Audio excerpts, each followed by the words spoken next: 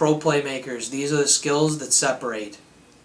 Welcome to the Pro Playmakers video blog number 9. This is risk management for defensemen. So it sounds like a pretty simple concept of being able to manage risk, but it's really not. A lot of defensemen, even your conservative defensemen, have a lot of risk management issues. And so I want to talk a little bit about some of the important parts of risk management and how, as a defenseman, you can become much more effective and much more efficient. So we're going to start off with what's pretty much the most important thing, which is understanding the dots and how the dots impact your play. So basically all this space here on the inside, this inside corridor, this is where you want to defend from. And you want to deflect all the play towards the outside, which, you know, every coach has talked about that, but you'd be surprised at the number of defensemen who get themselves caught outside the dots and giving up space towards the middle. So number one principle is always defensive side positioning as a D. It's very important that you do that. And having good inside position and forcing and deflecting plays towards the outside. Now, keeping defensive side positioning at the forefront, and it is really the most important thing. I want to talk to you a bit about one of my pet peeves for most, if not all, defensemen, and that's their approach to an attack coming from the corner. So let's say you got an attacker here from the corner, and we have this defenseman here whose job is to now pressure this particular defenseman. What's important is how you approach.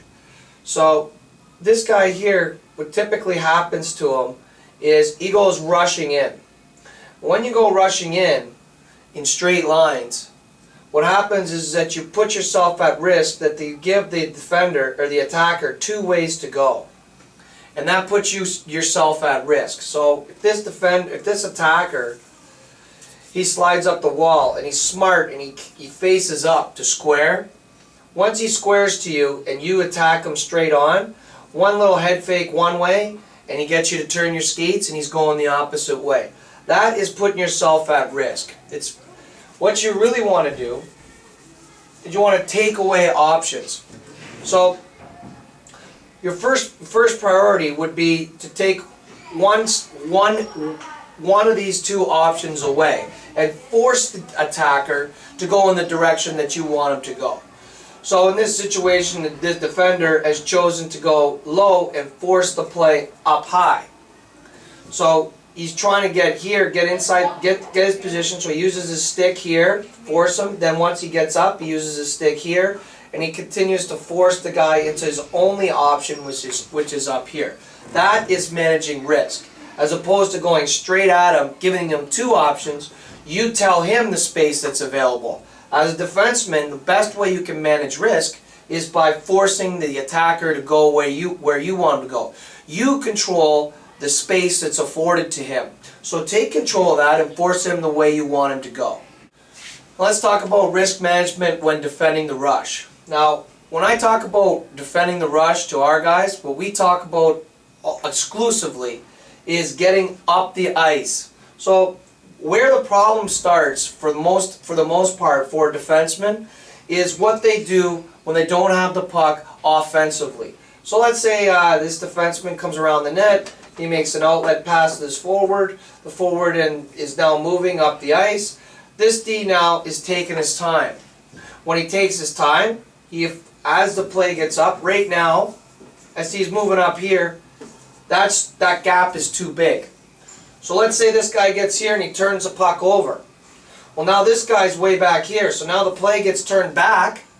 When the play gets turned back, he now doesn't get outside the blue line, and now he's afforded himself this kind of gap for this attacker. And that's really a big, huge problem that most defensemen run into, is they don't get up the ice fast enough. They don't follow the play fast enough. So your best way to defend the gap and your best way to improve the gap on defensemen is what they do without the puck offensively, because that will improve the positioning that they're in when they need to actually defend. So now that you've understand the gap and how to close the gap and using the transition game to best manage your risk, what you would do is as the defenseman is following the play, again, he follows the play, he's conscious of the dots, because once a play turns over, his job is to fold to the middle. And you see this happen with a lot of D. They'll fold to the outside and then have to come back towards the middle. It's always better to go from outside in. And now you've established position. You got a good gap here that you can now defend as the play comes across the offensive blue line. And that's really important. Now you've established inside position, and you try to make the blue line more of an obstacle. But you've done that because of your gap. And the better gap that you play, the less risk that you're exposed to. Especially if you can establish inside position, because even if this guy beats you to the outside, your job then is just to make him have to take the corner late. Now that he's taken the corner late, you put him at a bad angle for a shot, or you force him to come all the way across the front of the net.